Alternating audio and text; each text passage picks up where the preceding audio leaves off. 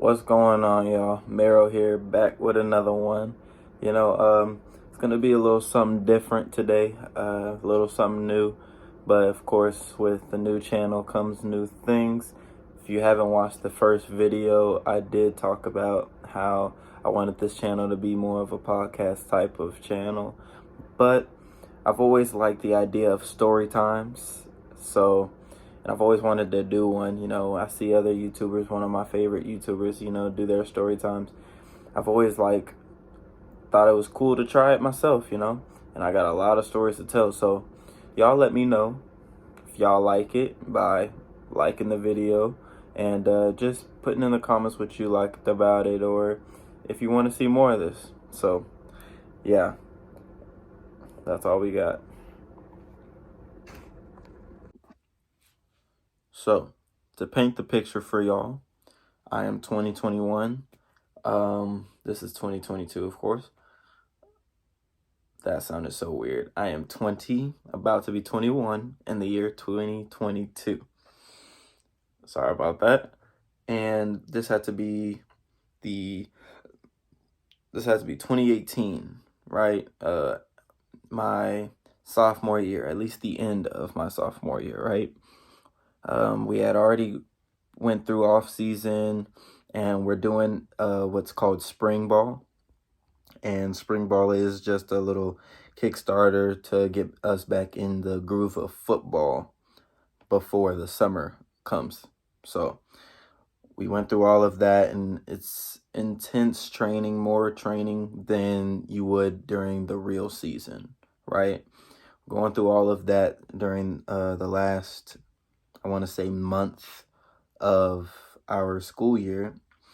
And by the end of the month, the coaches would usually tell you what spot you got on and your position and all that good stuff. So me being a sophomore, I was already on JV team, hoping to move up to varsity, which they told me I did. I was playing running back and I had the spot on varsity. Showed me my locker and everything. It was a great day, which was roughly the last week of school. And after they told everyone their spots, the head coach, gathered all of us up together. And he's like, hey guys, I know this is going to be the last time I'm seeing you for like a tiny bit, but I want to let y'all know that Red Dawn is coming up. What Red Dawn basically is, for those that don't know, it's strength and conditioning camp. But for all athletes, but he's just talking to us football players right now. So he's like, Red Dawn's coming up in a few weeks. So I want everybody to attend if they can. I don't want to bum anyone's summer out. So if you are out of town or you have work or you just don't have time, then that is fine. I want you to enjoy your summer. But all I ask is that you let your position coach know. And we will be fine, and we will see you as soon as practice starts up for the season. That was cool. He broke us out. Summer started. Now, what I didn't realize is that summer, my parents wanted us to go to New Orleans, and we were gone to New Orleans for almost all of summer, for a good bit of summer at least. And I did let my coach know, which his name was Coach T. We're going to call him Coach T. He was the head of the running backs. I texted him. He let me know, fill me in. It's like, as long as you're back for practice, you're fine. I said, cool.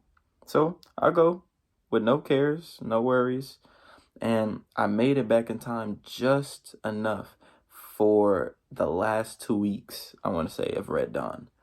And of course, I had to choose the last 2 weeks, which was the worst 2 weeks to show up for. Why? Because that's where most of the conditioning tests would happen. And I remember one of them, and I can never not forget, or I want to forget this, but I never will. But it usually happens on the last day of Red Dawn. So what it is it's called 16 100 meters, right? Or 16, what is it called? Either way, what you would have to do is run down the field in less than 16 seconds, and you'd have to do that 16 times, which sounds okay, but it's actually not, considering that most, or if not a lot of our skilled players failed. And skilled players being your quarterbacks, running backs, and wide receivers, and so on, right? People that you would think have that kind of stamina to be able to do it. But a lot of them failed.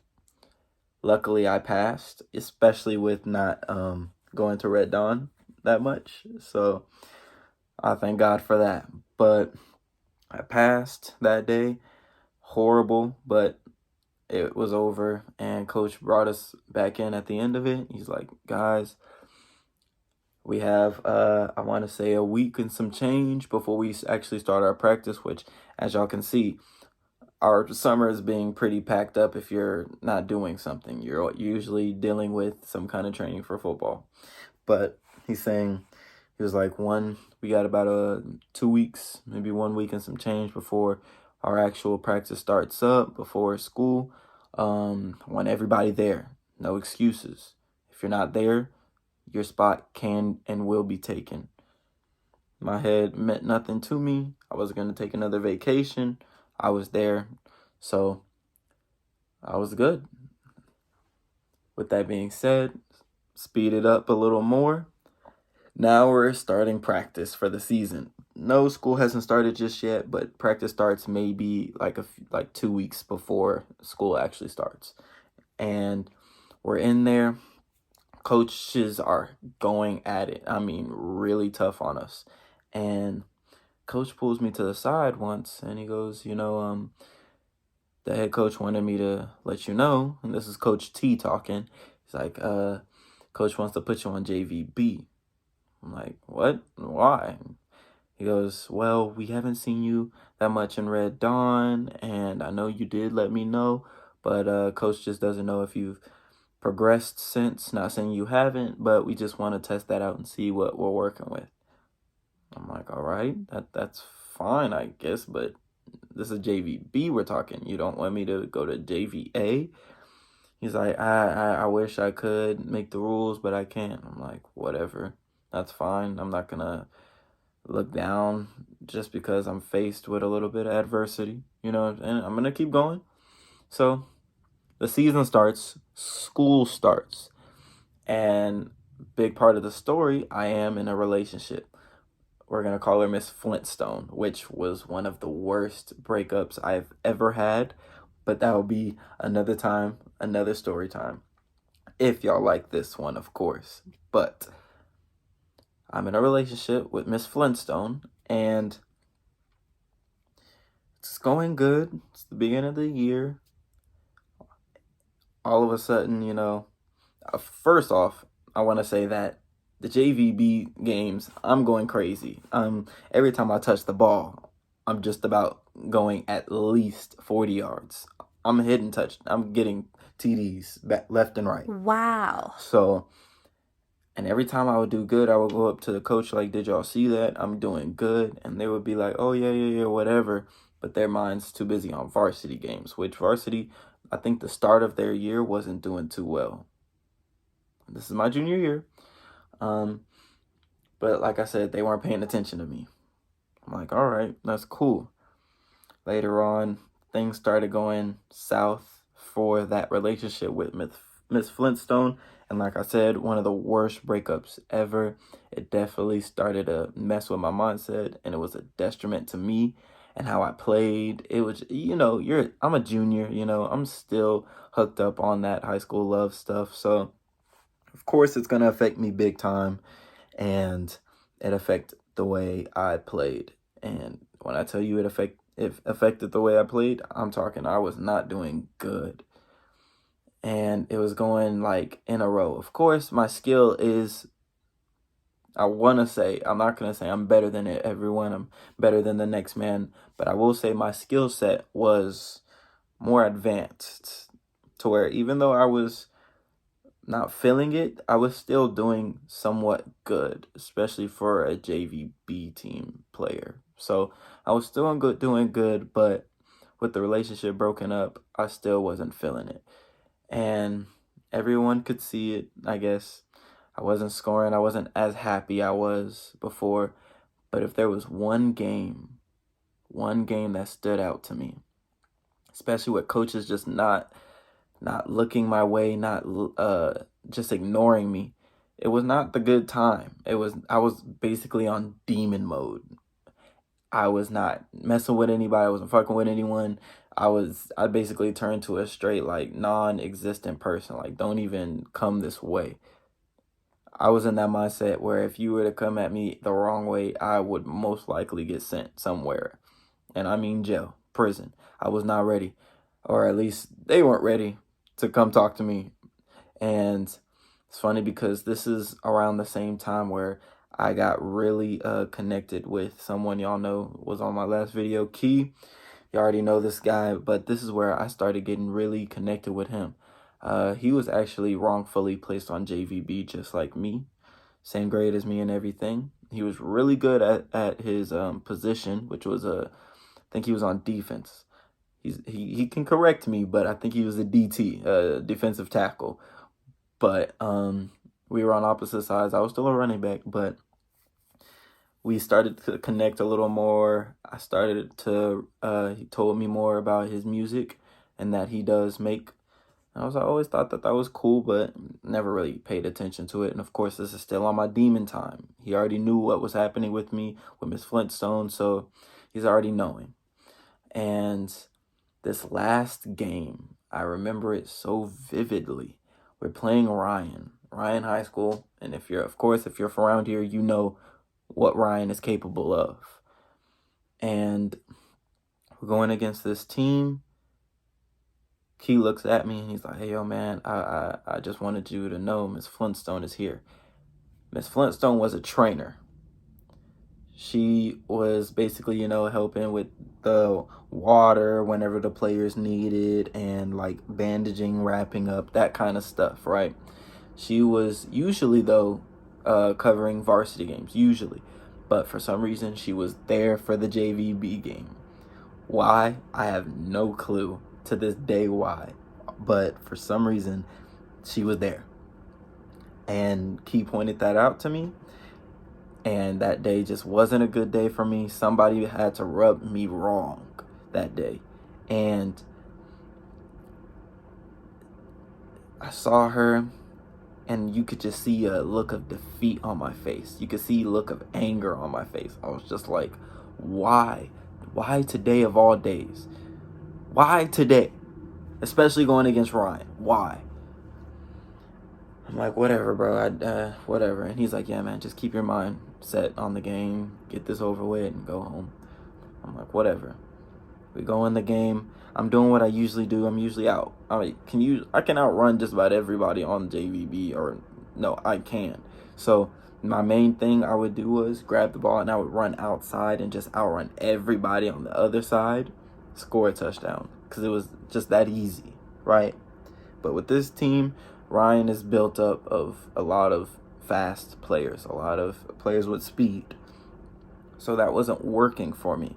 And I'm not the type to throw around blame at anyone. I usually like to put the blame all on my back. But I will say equally, everyone was not doing their jobs that game, O-line wasn't blocking right. The center kept messing up his snaps. Quarterback wasn't catching the ball. Wide receivers weren't catching the ball. Quarterback wasn't catching the hike. That's what I mean. Wasn't catching the snap. And wide receivers weren't catching that well. And I just kept getting hit. So, wasn't working. Coach Lowe is what we're going to call him, Coach Lowe. I almost spilled it, but Coach Lowe pulls me to the side. He's like, "Nah, why don't you just listen to me for once?" I'm like, "What?"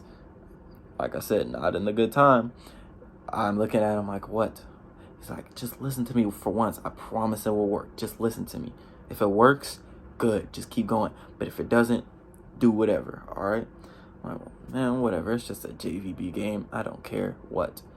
He tells me to play. He tells me, "Run inside. Stop running outside." I go, "Cool." One of the O-line members that loved him, he was so cool of a dude. We called him Thor. Walked up to me. He's like, "Hey, man, I promise nobody's going to lay a finger on you. If you run inside, I got you. Run to my side." I'm looking at him like, shut up, bro. I do not care. I get on the field and I'm like, well, I'm looking everywhere else. I look to the side and it was like a slow-mo in a movie. I cannot lie to you. I look to the side. I almost lock eyes with Miss Flintstone as she's walking up the sideline, and she's looking this way. I'm looking at her. I look back at the field, and I'm ready. For some reason, just a straight shot of adrenaline coursed through my veins, and I could feel it too. Soon as I heard the quarterback say, "Red, go hit," clapped his hands, ball was in his hands. Next thing you know, it's in mine. I did exactly what coach said. I ran straight up the middle. Did not buckle. I did not hesitate. I just went straight for it. And just as Thor said, nobody laid a hand on me. He blocked. He basically did pretty good, though. He threw his opponent, I want to call it, the other team, on his back and then grabbed a linebacker, which is behind the D line, and pushed him to the side. Everyone else was kind of doing their thing, but I was just too quick. I hit that hole so fast, and I was wearing these white cleats, these light low Nike cleats that I love so much, and I hate that I gave them away. But my mom got them, and they were so cool. They were all white, but you could see a little bit of like a flash behind me, as if like Sonic was running or the Flash was running. Yeah, you could see a little beam of light running behind me of white because of my cleats. That's how fast I was running. I was gone up the field, and it was like a 60-yarder or a 50-yarder. I ran all the way down to the end zone, right? But for some reason, as soon as I hit that end zone, everybody's hype. I'm not as hype. That adrenaline kind of started to go down. I'm not feeling it. I did good, and I was like, I know I did good, but just wasn't there, I walked to the sideline, and that game I can definitely say was one of my best games on JVB, because I literally, when I tell you that team, we did good. Key did his thing definitely on defense, but I would most definitely say that if not me, I definitely put that offense on my back and ran with it, literally. But push came to shove, and we really tried, but we lost. We lost that game. And I don't know if you've ever played any sports, if y'all have ever played any sports, but a loss never, ever feels good. And adding on to the horrible breakup just made it worse. And she's there. She saw us lose. Even worse. And get on that bus after that loss, and I couldn't help it. I didn't want anyone sitting next to me on the bus, not even Key. I started to tear up. I was angry. I was so angry. And I couldn't hold it anymore. Just started crying. And I can definitely say that was probably the last time I've cried. Like, I've never cried like that ever again since, because it was just so much bottled up stuff, right? And especially for a young kid to have. And I couldn't take it anymore. I just cried all the way home, all the way to on the bus ride to our school, and then when I got picked up, home. And the next day, that's when I realized that was my last game. I didn't want to play football anymore. It sucked. That feeling just wasn't it. Walked up to Coach T. I was like, hey, this ain't it. I'm done. I'm quitting. And he kind of brushed it off, which kind of ticked me off, but I'm not going to say anything about it. But he brushed me off. And I was like, all right, don't believe me. Just watch. But I stopped showing up to practices. Everybody's wondering where I'm at. Of course, people that were close to me, which, as y'all know, as you go from freshman year to sophomore year, some friends kind of, your group shrinks down. From sophomore year to junior year, shrinks down a little bit. Senior year is usually when that's who you know, you got a few people. Now after senior year, it's usually like you branch off into college. You're almost on your own. Maybe you got one or two friends. Of course, if you're cool like that, you got a group still, but you don't really hang out with them. That was junior year for me. I cut off almost everybody. That's the type of time I was on. And cut off almost everybody. If you were close to me, you knew where I was. And if you weren't, you just didn't. But I can't come to find out, I think 2 weeks later or 3 weeks later, I found out Key quit. Once he told me that he quit, I was like, dang, man, I didn't know you would quit too. He's like, nah, I already knew that football wasn't my passion. It's music. I was like, oh, well, tell me more about what you do again. Now that I'm not really thinking about football. Usually when we talk, we were in football, but I was like, yeah, tell me more about what you're doing, what you're up to, and where do you record? And he told me at his house, in his room, and he said I could come through some days. Well, football is usually my last block, and now that I don't have football, I have an off block. So I was like, all right, let's go. I go over to his crib. I find a love and a deep passion for what he's doing, and I just felt a connection to that. From then on out, I knew for a fact that music is where I wanted to be, because that's where I wrote my first song, called This Thing of Mine, which is actually what this podcast is named after. But yeah, This Thing of Mine. And it was like therapy for me when I wrote that. And that's what made all of this happen. That was the somewhat origin story of what I am today. So, and do I regret anything? No. I don't regret a thing. Do I look back? I shouldn't, but I do. I always wonder what would have happened if I kept going in football. But I know for a fact that I wouldn't change a thing. I love what I do. I love what I'm going to do. And I love who I'm around, because through that junior year, I found out who was really with me. Everyone that was around me junior year, senior year, is the people that is around me now. And I'm blessed to say that. I met my now fiance junior year. I got a true connection with Key junior year. I got close to 2 others that I won't name, but they know who they are.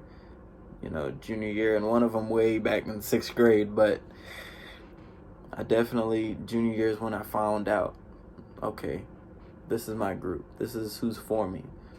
And I can only pray that y'all out there already have that group or will have that group someday. But yeah, that is the story of how I got to music, from football to music. Hopefully you liked this story time. And if you did, let me know by liking the video. Subscribe if you haven't subscribed. Come on, this channel, if you haven't noticed yet, but this channel is going somewhere. I promise that. I don't like to make promises, but I know for a fact this promise isn't even to y'all. It's a promise to myself. As if I'm looking into a mirror. I'm telling myself, this channel is going to be something, and I put that into the atmosphere. So, like I said, like it, subscribe. If you're new, show your friends, show your family. This was a little bit of a story time, but I promise there is a podcast on the way, so be looking for that. And that's it, guys. God bless. Do what you do best. Mero out.